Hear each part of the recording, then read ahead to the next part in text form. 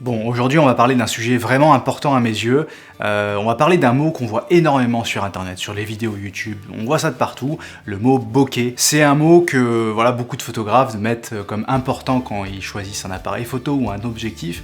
Puis au final c'est un terme qui nous fait investir énormément d'argent juste pour en avoir un petit peu plus, pour avoir un petit peu plus de flou d'arrière-plan, donc plus communément appelé avoir plus de bokeh. Quand on débute notre parcours de photographe, que ce soit pour devenir photographe amateur ou professionnel, peu importe, nos premières photos, dès qu'on commence à avoir cet effet qui s'installe, qu'on essaie de jouer un peu avec et qu'on a une photo avec pas mal de flou d'arrière-plan, faut dire qu'il y a un petit effet waouh qui s'installe. C'est vrai que c'est un effet qu'on connaissait pas jusque-là et on trouve que ça fait très professionnel.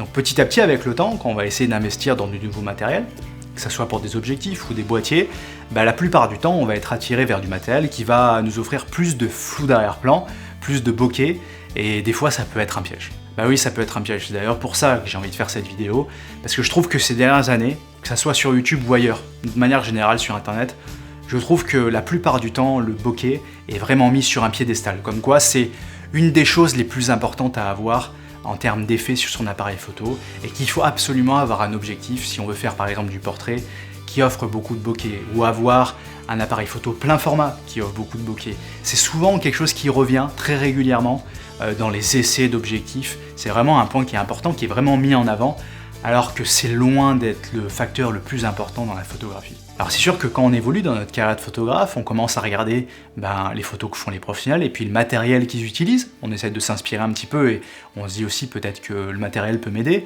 Alors on va regarder, par exemple, des photographes connus peuvent avoir du 50 mm qui aura 1,2 ou du 85 mm qui aura 1,2. Bon, après ça dépend beaucoup des domaines dans lesquels on regarde tout ça, mais la plupart du temps les professionnels ont des objectifs qui sont chers et qui ont la possibilité d'avoir très peu de profondeur de champ, donc avoir beaucoup de bokeh. Et puis on fait un petit peu le lien dans notre tête de se dire que pour devenir meilleur, il faut absolument ces objectifs, et il faut des objectifs qui offrent beaucoup de flou d'arrière-plan, parce que c'est comme ça qu'on aura l'air plus professionnel. Et ça, il faut faire très attention à ça, parce qu'on peut très vite tomber dans cette spirale, et du coup dépenser énormément d'argent dans du matériel dont on n'a pas forcément besoin. Et c'est vrai que ces derniers temps, le bokeh a été tellement mis sur un piédestal qu'il y a énormément de photographes qui utilisent cet effet, surtout sur les photos de portrait. On est bombardé sur les réseaux sociaux de photos avec beaucoup de flou d'arrière-plan. Et puis d'ailleurs, les fabricants de téléphones l'ont très bien compris. Ces dernières années, ils dépensent énormément d'argent pour avoir des logiciels dans leur appareil photo de smartphone qui permet de simuler ce flou d'arrière-plan, parce qu'ils ont bien compris que c'était la mode et qu'il fallait l'avoir. Après, c'est vrai qu'entre nous, on sait très bien que le flou d'arrière-plan qui est simulé sur les smartphones, c'est beaucoup moins bien qu'un appareil photo et un bel objectif, ça c'est sûr. Mais en revanche, nous on voit la différence en tant que passionnés de photographie. Mais est-ce que monsieur tout le monde, c'est-à-dire les gens qui regardent vos photos, votre famille qui n'est pas forcément passionnée de photos, est-ce qu'eux ils voient la différence? Ça c'est pas sûr. Et puis en plus de ça, on se dit qu'avoir une faible profondeur de champ, donc beaucoup de bokeh, c'est forcément mieux. C'est vrai qu'on est vite attiré par ça, de vouloir faire des photos où on ouvre tout le temps notre objectif à fond. Si on a un objectif qui ouvre par exemple à 1,4, on va vouloir faire un maximum de photos à 1,4. Mais il faut savoir que ça c'est quelque chose qui nous fait kiffer que nous les photographes, parce qu'on sait que c'est du matériel haut de gamme qui peut permettre ça. Mais encore une fois, les gens qui vous entourent, votre famille, vos amis qui ne connaissent pas forcément la photo, ça va pas forcément leur plaire d'avoir beaucoup de flou d'arrière-plan. Essayez à l'occasion, dans une réunion de famille ou avec des amis, de leur montrer deux photos. Prenez deux photos de portrait par exemple, une qui est ouverte à 1,4 et une qui est ouverte à 2,8. Montrez-leur les deux photos et demandez-leur laquelle photo ils préfèrent. Moi j'ai déjà essayé dans mon entourage et les résultats sont des fois assez surprenants, parce que très souvent les gens choisissent celle où l'objectif est plus fermé, parce qu'ils disent qu'il y a plus de détails, c'est un peu moins flou, et ils préfèrent avoir plus de détails sur la photo. Et au final, ce flou d'arrière-plan, c'est surtout pour nous en fait. C'est pour justifier le fait qu'on a dépensé autant d'argent dans un objectif qui coûte cher. Alors s'il y a des photographes qui me regardent là, et qui ont l'habitude de faire des portraits par exemple avec beaucoup de flou d'arrière-plan, et que c'est votre style et que vous aimez ça, il n'y a pas de souci. Si c'est votre style, continuez là-dessus, il n'y a pas de problème. Moi, ce que je veux juste faire, c'est éveiller les personnes qui débutent la photo ou qui essayent d'évoluer dans la photo, de leur dire que c'est pas forcément nécessaire d'avoir ces objectifs-là, et qu'avoir des objectifs très chers, il y a d'autres raisons d'acheter un 85 mm qui ouvre à 1,2 par exemple, que juste le flou d'arrière-plan. Il faut bien faire la nuance dans tout ça. On voit même des fois sur internet des gens qui disent qu'avoir beaucoup de flou d'arrière-plan c'est très cinématographique, c'est un mot qu'on aime bien utiliser. La plupart du temps au cinéma, non, il n'y a pas beaucoup de flou d'arrière-plan, en tout cas de temps en temps, mais c'est pas ça qui donne une image cinématographique, c'est tout le reste en fait, c'est pas le flou d'arrière-plan qui est le plus important ici. Un autre exemple pour vous montrer que le bokeh c'est pas ce qu'il y a de plus important. Si vous prenez des magazines entre les mains et que vous prenez des photos de magazines, que ce soit des magazines de mode, de voitures, de motos, peu importe, la plupart du temps vous allez tomber sur des photos où il n'y a pas énormément de flou d'arrière-plan si vous prêtez attention. L'objectif principal là dans ces photos là c'est que le sujet, la voiture, la moto, le modèle, les vêtements, peu importe, soient en focus. Et donc la plupart du temps, les professionnels qui travaillent avec ces marques vont fermer leur objectif pour avoir un maximum de profondeur de champ, en tout cas une profondeur de champ qui soit suffisante pour leur sujet.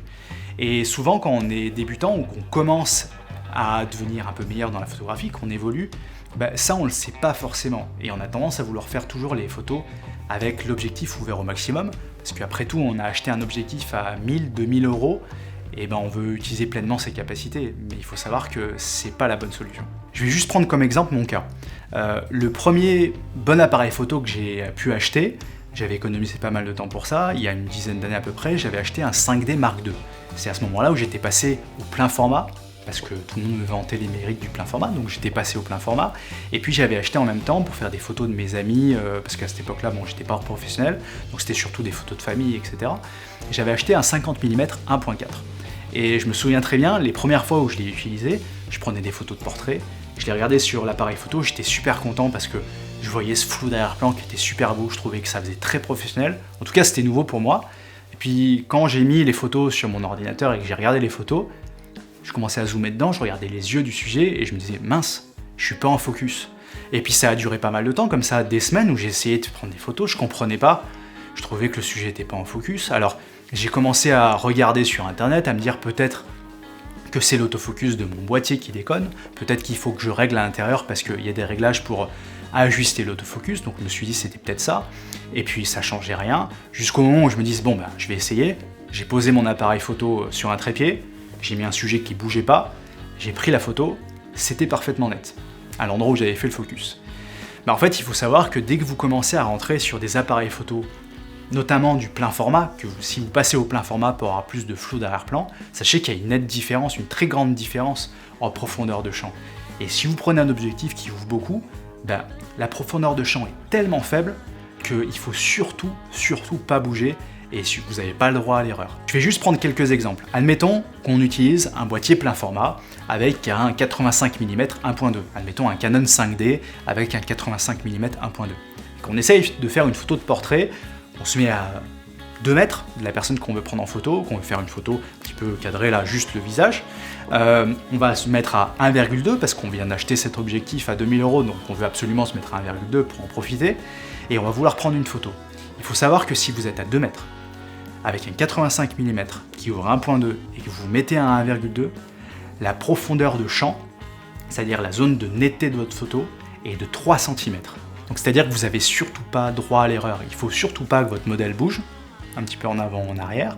Il ne faut surtout pas que vous bougiez sur cette phase-là, parce que si pendant que vous faites le focus, vous mettez l'œil en focus et que vous reculez juste de 3 cm, ça sera le nez qui sera en focus, les yeux seront plus en focus. Si vous avancez un petit peu, ça sera les oreilles. Donc il faut vraiment pas bouger. Alors bien sûr, on peut se mettre en autofocus continu. Dans ce cas-là, ça va nous permettre de pouvoir avoir tout le temps le sujet en focus, mais il faut que l'autofocus soit performant et soit très réactif, parce que s'il y a un mouvement au moment où vous prenez la photo, ça peut être compliqué. Pour prendre un autre exemple, pour voir à partir de quand on a tout le visage en focus, et du coup on a cette petite marge de manœuvre si on bouge un tout petit peu. Si pareil, je prends mon appareil photo plein format, que je me mets au 85 mm et que je me mets à 2,8 sur mon objectif, donc là j'ai beaucoup fermé, je suis passé de 1,2 à 2,8, la profondeur de champ va être de 7,5 cm environ. 7,5 cm, c'est la partie avant du visage en fait, c'est-à-dire que vous aurez une zone de netteté qui viendra du nez jusque quasiment les oreilles. Donc là, vous aurez un petit peu plus de flexibilité et surtout, vous aurez tout visage qui sera parfaitement net. Et pour ma part, c'est beaucoup plus important d'avoir mon sujet parfaitement net, parfaitement en focus, que d'avoir plus de flou d'arrière-plan. Je préfère me focaliser sur le sujet plutôt que l'arrière-plan. Hein. On appelle ça du flou d'arrière-plan, donc c'est-à-dire que quand on essaye d'acheter un objectif qui ouvre beaucoup, on se concentre juste sur l'arrière-plan. Le plus important, c'est votre sujet. Enfin, en tout cas, à mes yeux, c'est ce qu'il y a de plus important dans notre photo. Maintenant, ces objectifs existent pour une raison, mais c'est pas uniquement pour les possibilités d'avoir une faible profondeur de champ. La plupart du temps, on achète ces objectifs pour leur capacité en basse lumière. Si je dois faire des photos de mariage ou des photos de concert, je vais avoir besoin de ces capacités en basse lumière pour me permettre de baisser les ISO de mon appareil photo et donc d'avoir une meilleure qualité d'image de manière générale. Mais c'est pas uniquement pour avoir une faible profondeur de champ qu'on choisit ces objectifs-là. Alors bien sûr, si vous êtes un photographe avisé, vous savez tout ça. Vous savez dans quel cas il faut utiliser quelle ouverture, vous savez comment gérer votre profondeur de champ. Mais comme je l'ai dit tout à l'heure, vraiment le but de cette vidéo, c'est d'avertir les débutants, ou en tout cas ceux qui ont appris la photographie, surtout sur YouTube, vu qu'on est sur la plateforme YouTube, et où je trouve que, comme je disais tout à l'heure, la plupart du temps, on met trop l'accent sur le flou d'arrière-plan, on voit trop de gens qui utilisent trop ce flou d'arrière-plan, et c'est une manière facile en fait d'isoler le sujet. Il y a plein d'autres manières d'isoler un sujet, ça peut être par les couleurs, ça peut être par des jeux d'ombre et de lumière, ça peut être par des lignes dans l'image qui vont guider au sujet, ça peut être par la composition générale de l'image. Donc là, ça demande vraiment de travailler avec son œil sur la composition générale. C'est vrai que c'est beaucoup plus facile d'ouvrir son objectif au maximum, d'avoir beaucoup de flou d'arrière-plan. Bah là, c'est sûr, le sujet va être isolé. Mais encore une fois, c'est beaucoup plus intéressant et un peu plus compliqué du coup de penser à une composition générale de la photo. Et surtout, c'est ce qui va vous démarquer des autres. Si la plupart des gens ont tendance à ouvrir à fond et avoir beaucoup de flou d'arrière-plan, si vous réfléchissez un petit peu plus à votre photo de manière générale et que vous avez apporté autre chose, c'est là où vous allez pouvoir vous démarquer des autres. C'est sûr, ça peut être très utile d'avoir beaucoup de flou d'arrière-plan dans certaines situations. Et si c'est votre style et que vous aimez prendre des photos comme ça, il n'y a aucun souci. Le plus important, c'est que vos photos vous plaisent à vous, que ça soit dans votre style. Donc continuez comme ça. Le but de cette vidéo, encore une fois, c'est pour les novices qui me regardent aujourd'hui. Des fois, c'est pas la peine d'aller dépenser autant d'argent et d'essayer de absolument avoir tel objectif ou tel appareil photo pour avoir un peu plus de flou d'arrière-plan. À la place, gardez votre argent. Partez en voyage, allez à des endroits intéressants pour faire des photos, c'est plus important et c'est comme ça que vous progressez le plus, c'est de faire un maximum de photos et c'est pas forcément en ayant tel ou tel matériel. En tout cas, j'espère que cette vidéo vous aura été utile et vous aura intéressé. Si c'est le cas, n'oubliez pas le petit pouce bleu qui aide beaucoup la chaîne. Et puis la discussion continue dans la zone de commentaires, donc n'hésitez pas à échanger sur le sujet. Je me ferai vraiment un plaisir de vous lire et de vous répondre. Et puis moi, je vous dis à très bientôt pour une prochaine vidéo. Salut!